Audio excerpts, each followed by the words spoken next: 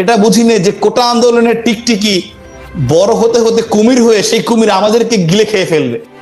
সুতরাং এদের একটা তো কোনো সাংবিধানিক ভিত্তি নাই, একটা তাদের কোনো বেস নাই। আমি মনে করি যত দ্রুত সম্ভব কালকে সকালে তাদের দায়িত্ব ছেড়ে দিয়ে মাপ চেয়ে নাকে খত দিয়ে চলে যাওয়া উচিত। কারণ তারা আলটিমেটলি তারা এটাকে নিয়ে ছেলে খেলা করছে, ফলে সমন্বয়কটাকে এখন মানুষ গালি হিসেবে নিচ্ছে বা তাদেরকে এক ধরনের ট্রলিং শিকার তারা হচ্ছে। এটা তাদের কারণে হচ্ছে, এটা কিন্তু আমাদের কিছু করতে হয়নি বা অন্য কারো করতে হয়নি, তাদের কর্মকাণ্ডের কারণে বিতর্কিত একটা স্টেপ নিচ্ছে, হুট করে একটা কথা বলছে। তাদেরকে মানুষ নতুন দিনের আলোকবর্তিকা মনে করেছিল, তারা এখানে পুড়িয়ে দাও, জ্বালিয়ে দাও, কবর দাও, ছিঁড়ে দাও, মেরে দাও, এই ধরনের অ্যাপ্রোচ ল্যাঙ্গুয়েজ ইউজ করছে, যেটাকে মানুষ সাধারণ মানে এক সভ্য সমাজ কোনোভাবে গ্রহণ করছে না। বিএনপির প্রতিষ্ঠাতা মরহুম জিয়াউর রহমান তিনিও কিন্তু এটা কিংস পার্টি করেছিলেন, হ্যাঁ, তার সেনা শাসনের অবশ্যই, কিন্তু তার যে বিচক্ষণতা ছিল, উইথ ডিউ রেসপেক্ট আমি এটা বলবোই, তার যে প্রজ্ঞা ছিল বা তার যে সেইটার তো শতভাগের এক ভাগ আমি এই 5 মাসে এদের মধ্যে কারোর মধ্যে দেখি নাই। যেখানে 2006 সালে আজ থেকে আপনার 18 বছর আগে চেষ্টা করে ব্যর্থ হয়ে মানে কান ধরে ইউনূস সাহেব বিদায় নিয়েছিলেন, তার এই নাগরিক শক্তি আইন পারবো না বাবা, আমার দ্বারা সম্ভব না। তো সেই চেষ্টা যে 18 বছর পর আবার হয়, তো জিয়াউর রহমান আর তারা তো এক জিনিস না। তিনি ওই প্রেক্ষাপটে তিনি সেটাকে করে বিএনপিকে এস্টাবলিশ করে ফেলেছেন। সেই জায়গাটা আমি মনে করি যে বর্তমান যারা আছেন, ঠিক আছে, সেটা ওটা মর্নিং শোজ দ্য ডেজ, তাদের পক্ষে এটা সম্ভব হবে বলে আমি মনে করি না। তা না, সবচেয়ে বড় কথা, এটা তো ভাই ছেলে খেলা না, এটা তো মঞ্চ নাটক না। আপনি একটা দেশের ভাগ্য নিয়ে, যে মানুষের ভাগ্য নিয়ে ছিনিমিনি খেলছেন। এর চেয়ে আপনারা ঠিক আছে আমলে কি সরিয়ে দিয়েছেন, জাতীয় সরকার করতেন, তাও তো একটা মন্দির ভালো হতো। দেশের যে দুর্দশা, আজকে বাংলাদেশকে মাননীয় প্রধানমন্ত্রী দেশ শেখ হাসিনা, হ্যাঁ দুর্নীতি হয়েছে, অনিয়ম হয়েছে, সেটা নেত্রী করার নেই, আশেপাশের লোক করেছে হয়তোবা, অবশ্যই হয়তোবা না করেছে, আমি ধরে নিচ্ছি। তো সেই কারণে মানুষের খুব কষ্ট আছে, দুর্দশা হয়েছে। কিন্তু এর মাঝখানে যে হাজার হাজার উন্নয়ন কাজ হয়েছে, মোটা দাগে যেগুলো সুফল সাধারণ মানুষ পাচ্ছে, মানুষ বলছে। সেদিন আসিফ নজরুল স্যার বললেন যে 15 বছর উন্নয়নের গাল গল্প দেওয়া হয়েছে। হ্যাঁ, এটা ফাঁপা বা কল্পনা মিথ্যা, এগুলা বয়ান মিথ্যা। আমি দেখলাম ডিবিসির একটা নিউজ, সেখানে হাজার হাজার কমেন্টস, প্রত্যেকটা কমেন্টস আওয়ামী লীগের পক্ষে, তাদের বিপক্ষে, সাধারণ মানুষের কমেন্টস। তো আর সত্যটা বললে কিন্তু মানুষ বা মিথ্যা বললে মানুষ কিন্তু বুঝতে পারে, তারা কিন্তু ভালো পার্থক্য বুঝতে পারে। সুতরাং আওয়ামী লীগ যে কাজগুলো করেছে, যে অর্জনগুলো করেছে, এই 5 মাসে কিন্তু একটা ইটও তারা গাঁথতে পারেনি বা চেষ্টা করেনি। বরঞ্চ আওয়ামী লীগ বছরের প্রথমে বই দিত, তারা একটা বাচ্চাদের বইটা দিতে পারেনি।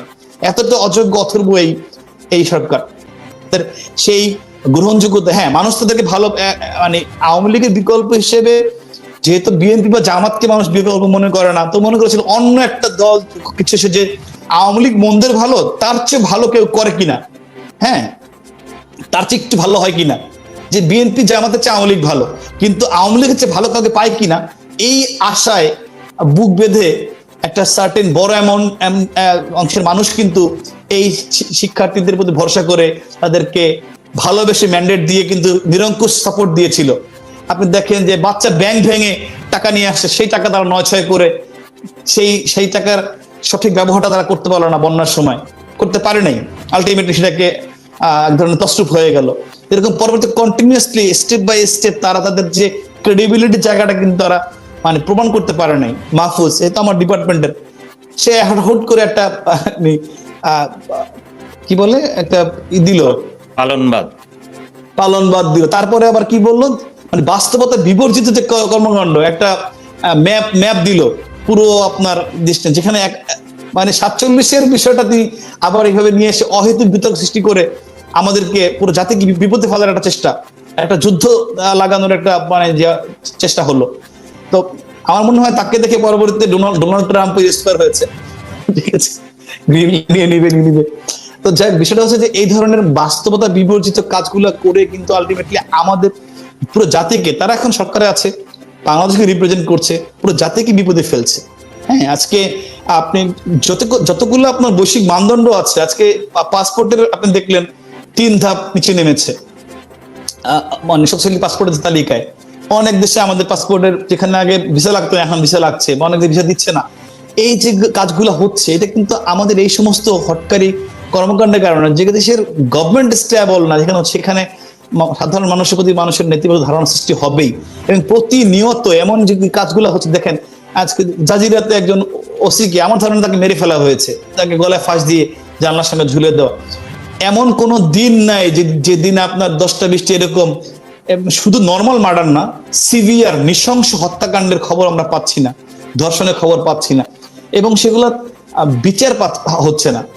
আপনি দেখেন আজকে যে আমাদের সিরাজগঞ্জের, আপনি মনে একটা জিনিস শেয়ার দিয়েছিলেন, সিরাজগঞ্জের জেলা বিএনপির সাধারণ সম্পাদক কি দম্ভ নিয়ে বলছেন যে এনায়েতপুরে 15 জন পুলিশ হত্যা করে তারা পুলিশের মেরুদণ্ড ভেঙে দিয়েছেন। তাহলে আপনি স্টিলি বুঝতে পারছেন যে ওই আন্দোলনটা শান্তিপূর্ণ ছিল বা একটা যৌক্তিক আন্দোলন ছিল। এবং আওয়ামী লীগের, আমি একটু পদের দিকে বলি, তারা কিন্তু ঠিক আছে সামনে গিয়ে করতে পারে নাই, কিন্তু তারা কিন্তু পরের দিনই আদালতে কিন্তু তারা মানে অ্যাপিল করেছে যে এই কোটার বিপক্ষে, মানে গভর্নমেন্টের সদিচ্ছা কিন্তু ছিল পুরোপুরি, তারা চেষ্টা করেছে এবং 7% নামিয়েও নিয়ে আসছে। কিন্তু কখনোই কিন্তু কোটা নিয়ে আজকে এর মধ্যে ঢুকে তারা যেভাবে পুলিশকে একদম প্রি প্ল্যান করে পুলিশকে হত্যা করলো, যেভাবে তৃতীয় পক্ষ ঢুকে সাধারণ শিক্ষার্থীদেরকে মারলো, এটা কিন্তু অনেকটাই স্পষ্ট। তাদের মানে প্ল্যানটাই ছিল এটা যে আওয়ামী লীগকে সরকার থেকে সরানো এবং এই দায়টা আওয়ামী লীগের উপর চাপিয়ে দেওয়া। সেটা কিন্তু যত দিন যাচ্ছে তত স্পষ্ট হচ্ছে। মাননীয় প্রধানমন্ত্রী তখন বলছিলেন যেখানে সাধারণ শিক্ষার্থী খুব কম, এখানে দায়িত্ব যারা আছে শিবির এবং ছাত্র দল, আলটিমেটলি এখন সব প্রমাণিত হয়ে গেল, দিনের আলোর মতো মানুষের কাছে পরিষ্কার। সুতরাং আমি বলবো যে আরো যত দিন যাবে মানুষ বুঝতে পারবে যে আওয়ামী লীগ সঠিক ছিল।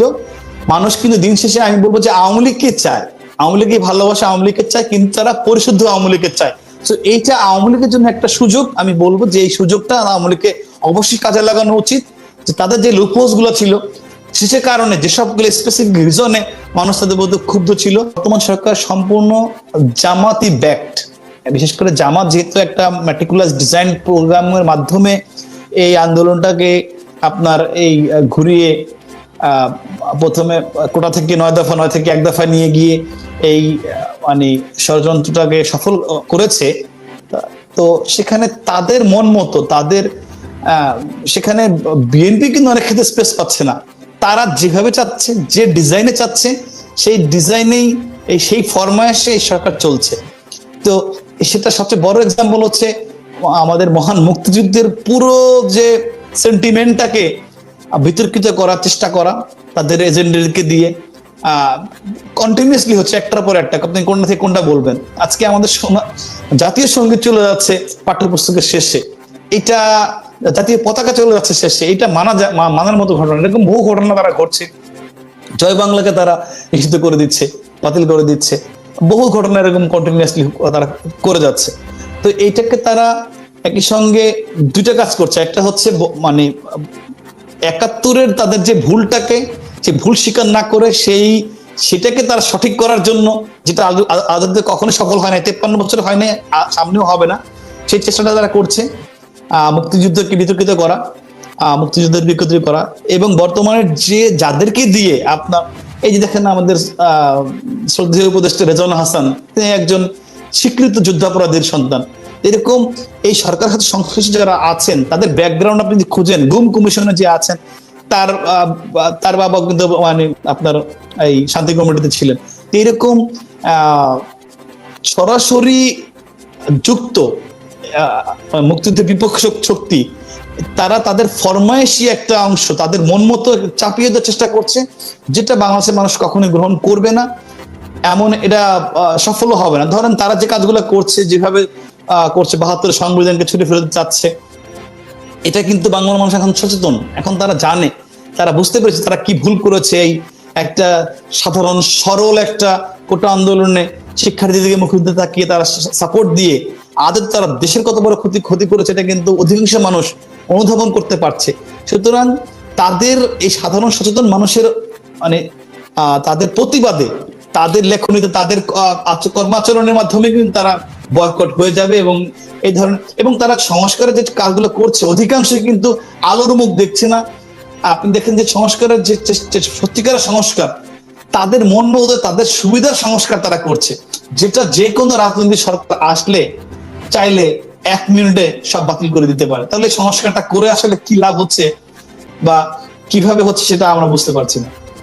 আমার মনে হয় না ইট উইল ওয়ার্ক।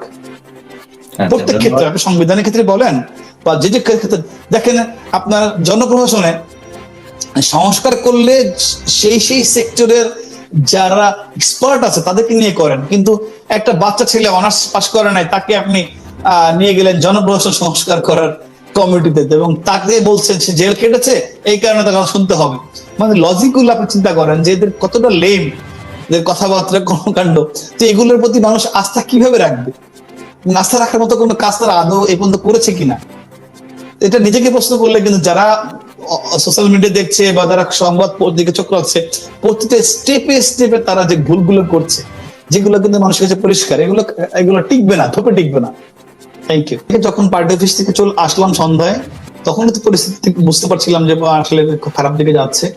এরপরে সকাল থেকে তো এরকম একেবারে কি হবে, যেহেতু আমাদেরকে আসলে রাজপথে নামার ক্ষেত্রে ধরনের জানেন যে এম্বার্গো ছিল, তো সেখানে সব মানে হঠাৎ যখন একদম অল অন এ সাডেন এরকম একটা পরিস্থিতি হলো, সেখানে আমি সহ সবাই আসলে আমাদের নেতা কর্মীরা সবাই কিং কর্তব্য বিমূঢ় হয়েছিল, কিভাবে কি করবে, কারো কাছে কোনো হিন্টস ছিল না। তো প্রথমে যেটা হয়েছে, আমার বাসা যেখানে হাতিরপুল এলাকাতে থাকি প্রায় 8 বছর ধরে, তার পাশেই বাজারে আমার একটা অফিস ছিল। এটা আমার একদম রাজনীতিতে আসার আগেই নেয়া। সেই অফিসটা সামাজিক সংগঠন, যেটা বলেছি আমি করি, টিম পজিটিভ বাংলাদেশ। দেখেন যে সেই অফিসটা থেকে হাজার না লাখ মানুষ আগে পরে বিগত 4-5 বছরের সহায়তা পেয়েছে করোনা দুর্যোগ থেকে, যেখানে সহায়তা করার ক্ষেত্রে কে বিএনপি কে জামাত কখনো সেটা দেখা হয় নাই। মানুষ দেখা হয়েছে, কার সমস্যা সেটা দেখা হয়েছে, কোনো রাজনৈতিক পরিচয় না, শতভাগ অরাজনৈতিক একটি অফিস, সবার জন্য উন্মুক্ত ছিল। সেই অফিসটি সর্বপ্রথমে আক্রান্ত হলো। সেখানে লুটপাট করে সবকিছু ভাঙচুর করে সব নিয়ে যাওয়া হয়েছে। একেবারে আমার যা ছিল, কম্পিউটার থেকে শুরু করে ল্যাপটপ, আমার এসি, ফ্রিজ, যা টিভি এবং আসবাবপত্র সব চুরমার করে ফেলা হলো। তো আমি ওখানে থাকলে তো আমার অবস্থা কি হতো সবাই জানেন।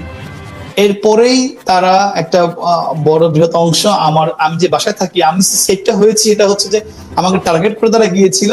কিন্তু আমাদের ভবনটা যেহেতু আপনার প্রায় 150 ফ্ল্যাট, এটা সুরক্ষিত করে 14-15 জন গার্ড আছে নিচে। তো ওইখানে যখন তারা যাচ্ছে, তার 30 থেকে 35 জন ছিল, তখন আমি সেই খবরটা পেয়েছি এবং আমার যে টপ ফ্লোরে বাসা ছিল, আমি ছাদ দিয়ে পাশের বিল্ডিং এ চলে গিয়েছিলাম। আমাকে চেষ্টা করেছিলেন, আক্রান্ত হয়নি। ওইখান থেকে তারা এটাকেই আসলে প্যানিক ছড়ানোর জন্য এটা ছড়িয়ে দিয়েছিল যে আক্রান্ত হয়েছে। আমি সেভ হয়ে গেলাম, আলহামদুলিল্লাহ, আল্লাহ আমাকে দ্বিতীয় জীবন দিয়েছেন, আমি সেভ হয়ে গিয়েছিলাম।